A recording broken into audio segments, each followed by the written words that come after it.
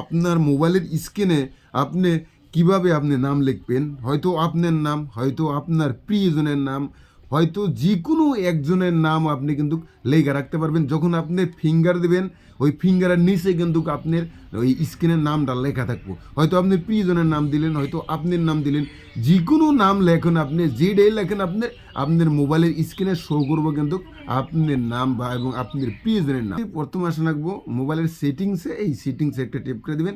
এইখানে আপনি সার্চ করবেন আপনার লক স্ক্রিন।